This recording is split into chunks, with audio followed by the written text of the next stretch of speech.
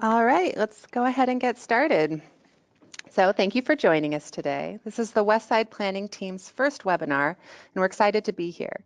We had about 100 people RSVP for tonight's event, and we really appreciate your taking the time to be here with us tonight to learn about the community planning process and how you can get involved. As you know, the city is updating 4 of the community plans on the West Side: the West LA, Palms Mar Vista Del Rey, Venice, and Westchester Playa del Rey community plans. These updates are an extraordinary opportunity for you to help shape the future of the West Side, not only for yourselves, but more importantly, for future generations, for your kids and your grandkids. This is the last of our series of Planning 101 presentations and is intended to give you a general understanding of what the community plans are and how they fit into the broader planning landscape in Los Angeles. My name is Melissa Olofaituli, and I'm part of the West Side Planning Team. I have the distinction of being the first to present tonight. Also speaking during the PowerPoint presentation will be my fellow planners, Tony Isaiah and Simi Aliou, followed by a Q&A session with our colleagues Dylan Sittig and Jonathan Hershey. We're here to share the important details of the community plan update process and how it affects you, your family, and future community members. The agenda for tonight's webinar is fairly simple: about a half-hour-long presentation followed by a question and answer session. We'll wrap up the webinar at 7:30, or no later than 7:30 rather. We are recording the presentation and we'll be posting it on our website, planningthewestside.org, soon. The objectives of the meeting tonight are to give you an understanding of how the general plan, community plans, land use, and zoning all work together, what the community plan update process is all about, how the community plan update affects you and your community, and how you can get involved with the process. Here are the 4 main concepts that this presentation will cover. First, I will give an overview of the City of Los Angeles. Then Tony will walk us through planning in Los Angeles, providing a broad overview of the Department of City Planning, the city's general plan, our 35 community plans, land use designations, and zoning. And after that, Simi will walk us through the steps of the community plan update process and share the various avenues for participation. She'll then briefly go over some planning-related resources that are available to you, as well as specific ways to get involved. All right, first we'll start with an overview of the City of Los Angeles. Here's a snapshot of Los Angeles. It shows that LA is highly diverse and very large. Just look at this map. It shows 7 major US cities: St. Louis, Milwaukee, Cleveland, Minneapolis, San Francisco, Boston, and Pittsburgh, plus Manhattan, all fitting within the geographic boundaries of Los Angeles. Our city is diverse in terms of our geography as well as demographics. Because of this, planning in Los Angeles presents a number of challenges, and with it, opportunities. The City of Los Angeles is a charter city. A charter city is a city in which the governing system is defined by the city's own charter rather than by general law. We have a 15-member city council, and our mayor is Eric Garcetti. There are 2 council members who oversee the 4 West Side community plan areas that we're updating: Mike Bonin, who represents Council District 11, and Paul Koretz from Council District 5. This is the organization chart for LA. At the very top is the electorate. That's all of you. The first row lists the city's elected officials, including the city council, the mayor, the city attorney, and the controller. As you can see, there are multiple city departments, each with its own mission and duties, including building and safety. The core services provided by them include plan check and permitting, inspections, and code enforcement. The Housing and Community Investment Department, or HCID-LA, which implements various housing and community development programs such as rent stabilization, homeowner rehab loans, tenant rights, among others, and the Department of City Planning. All right, now Tony will go over planning in Los Angeles and give a broad overview of the Department of City Planning, our general plan, community plans, land use, and zoning.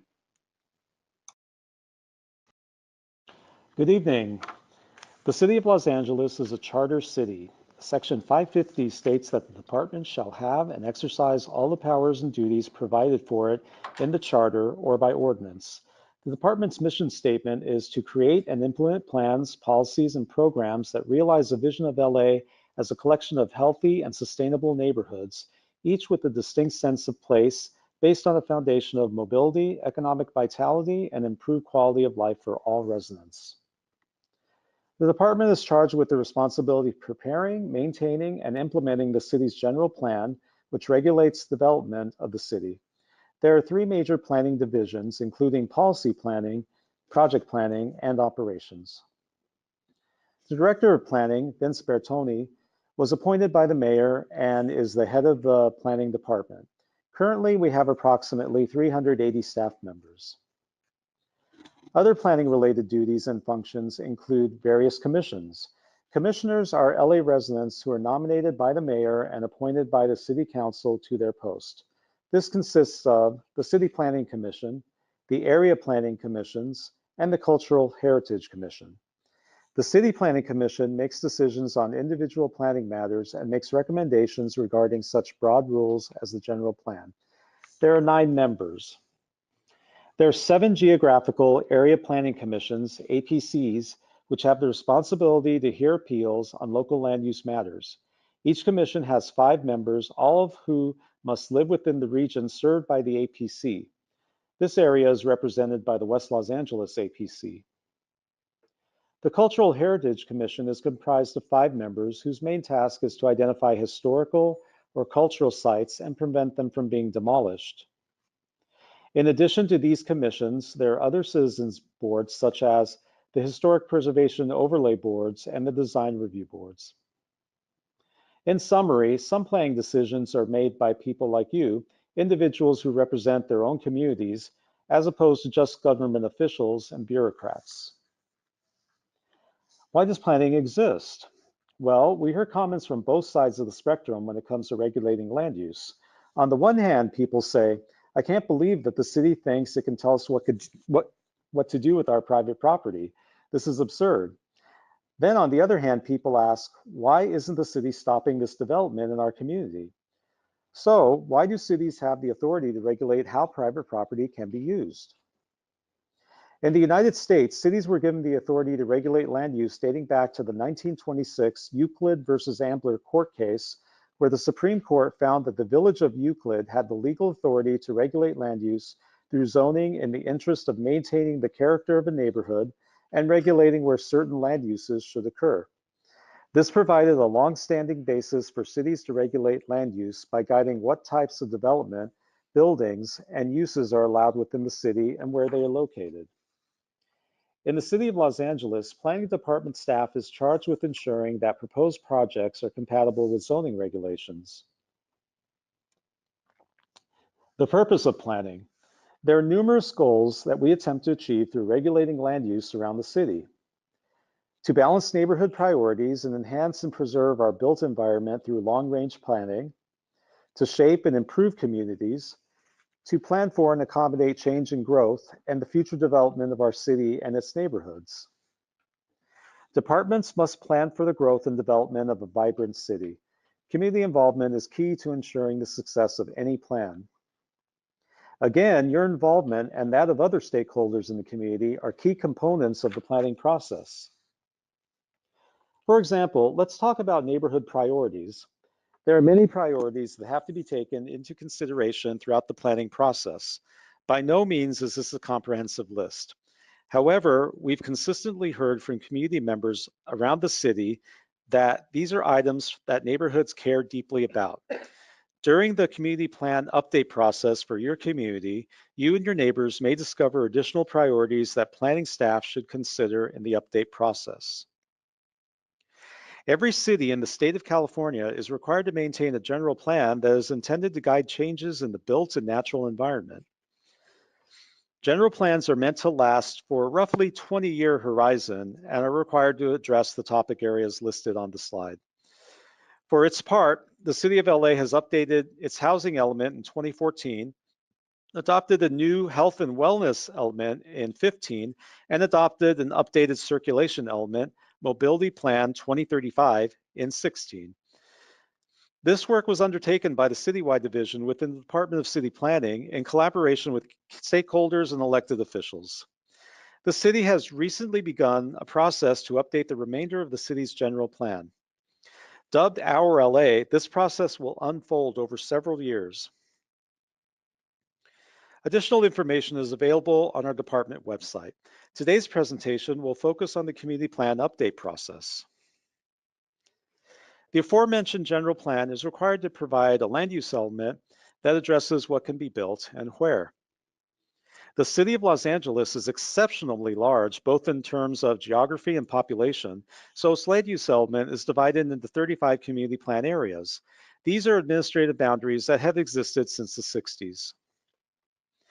There are two main components of each community plan: the policy document, sometimes referred to as the plan text, and the land use map. So, who uses the community plans? Users of the plans include residents, business owners, and developers, in that the plan gives some level of certainty or expectation about how a community will look and what can be built.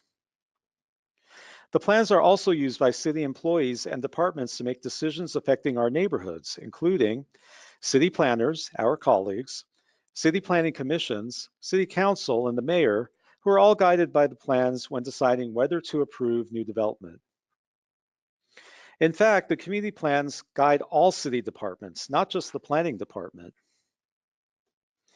Each policy document lays out goals, policies, and programs.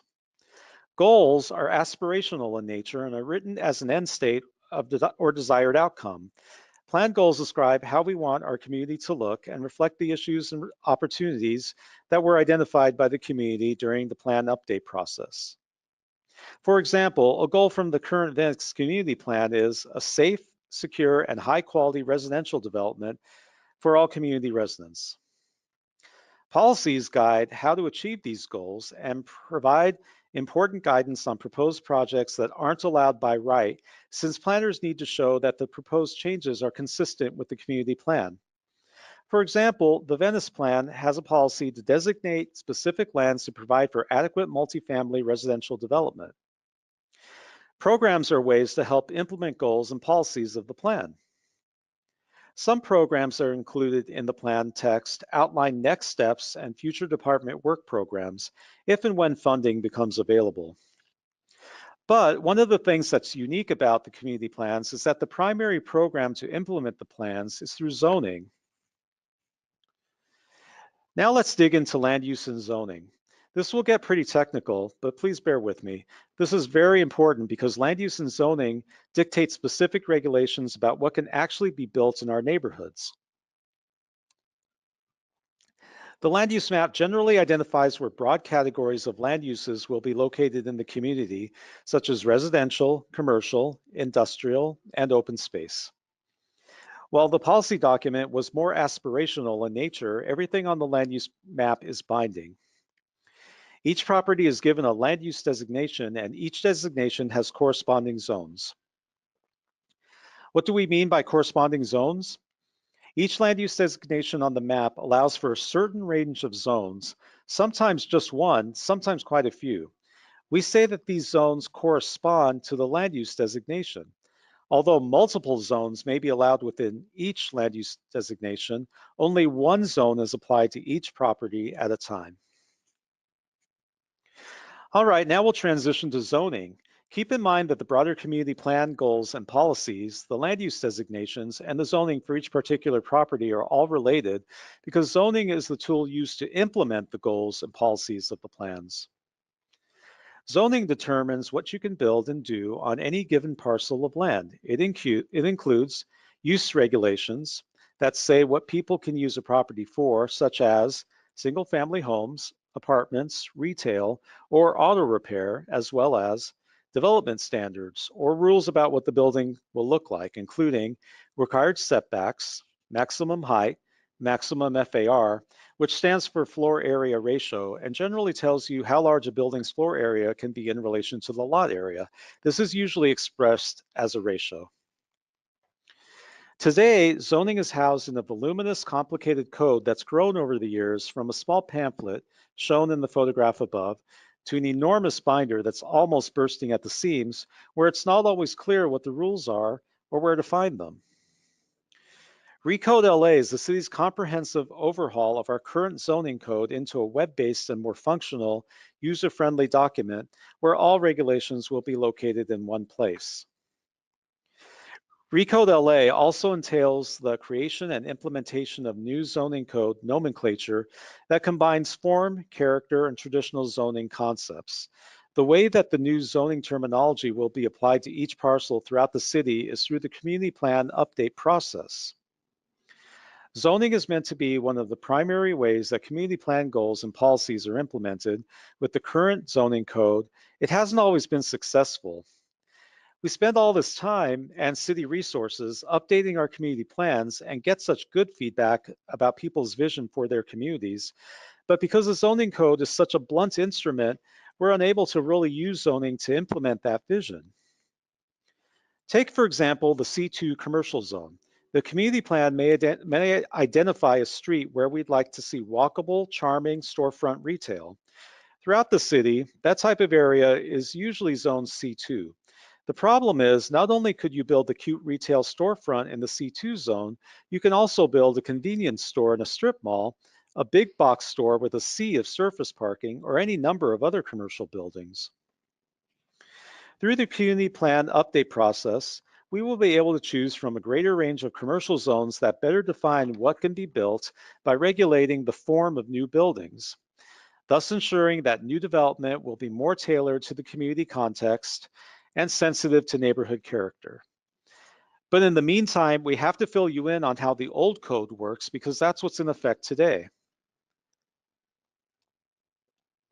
Today, when you sit down at your computer or pull out your phone and log on to our zoning information mapping system, you can plug in an address to find out that property's zone.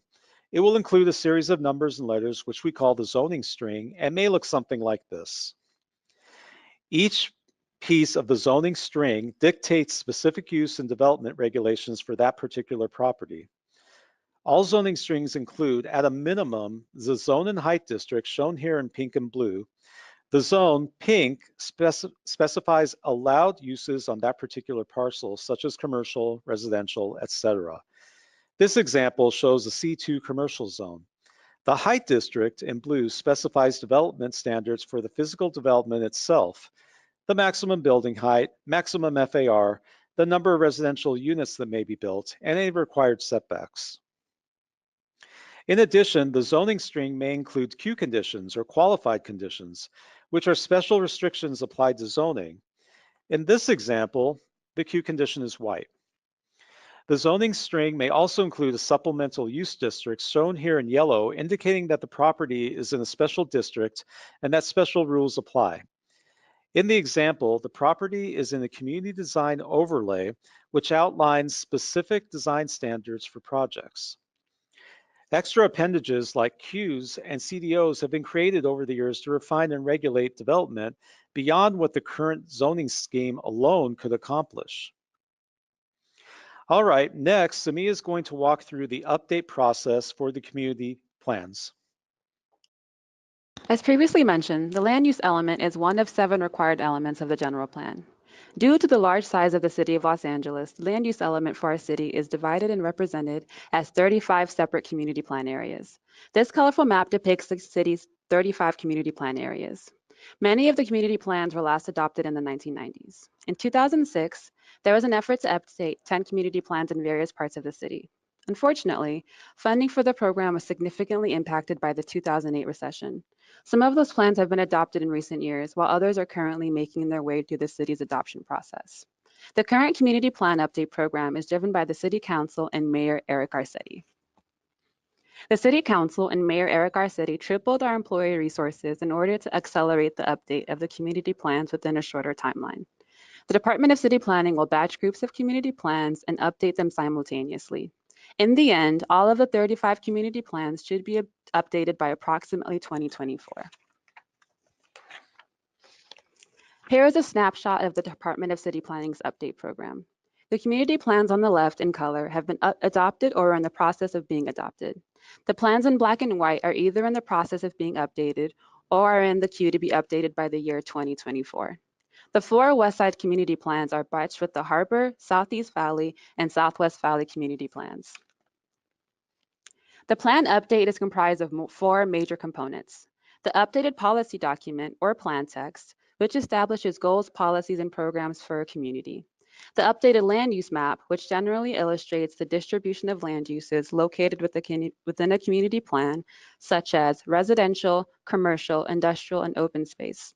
Unlike the policy document, everything on the land use map is binding. The application of new zones, known as zoning, which is the primary tool that implements community plan land use policies into development regulations. During the community plan update process, we will create new recode zones that are more tailored to the community context and more in line with the community's vision. Finally, the EIR, or Environmental Impact Report, is required by the State of California Environmental Quality Act to evaluate the potential impact that a project or policy may pose upon the environment. This is a collaborative effort. Your involvement is a huge component of this process in ensuring that the updated community plan reflects your community's vision for future land use and growth. I will now discuss our strategy for ensuring that you are provided many opportunities to participate and offer input. We have crafted a comprehensive outreach effort as part of the update program for the 4 Westside community plans, which include Venice, West Los Angeles, Palms Mar Vista Del Rey, and West Chester Playa del Rey. The outreach plan on the screen coincides with our 3-year community plan update program. There will be 5 overarching phases, which are represented as the different colored arrows and include the listen, share, consult, finalize, and adopt phase. A series of related tasks and outreach activities are assigned to each phase. Over the next few slides, I will provide a more in-depth explanation of each one.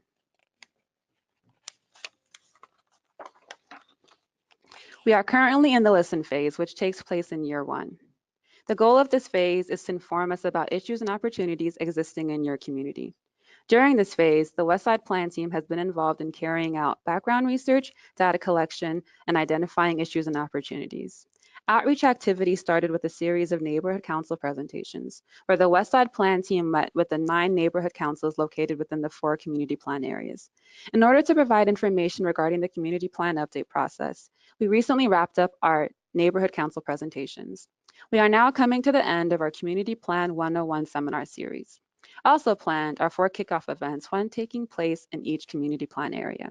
The 4 kickoff events are a great opportunity for you to tell us about your opportunities and constraints you've identified in your community, as well as share your vision for your community.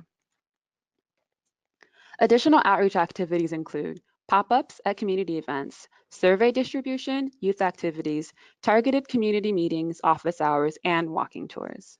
Regarding the walking tours and smaller community meetings, we encourage you to invite us out so that we can have the opportunity to view your community through your lens. In order to further drive home the importance of having a participation during this outreach phase, I will share a real-life example of how a community's input during the beginning stage of the community plan update process helped to shape specific policies and regulations within their updated community plan. As you may be aware, the South Los Angeles Community Plan was recently updated. During the initial outreach phase, community stakeholders expressed concerns regarding the overconcentration of certain undesirable land uses, such as predatory lending businesses, drive-thrus, and liquor stores.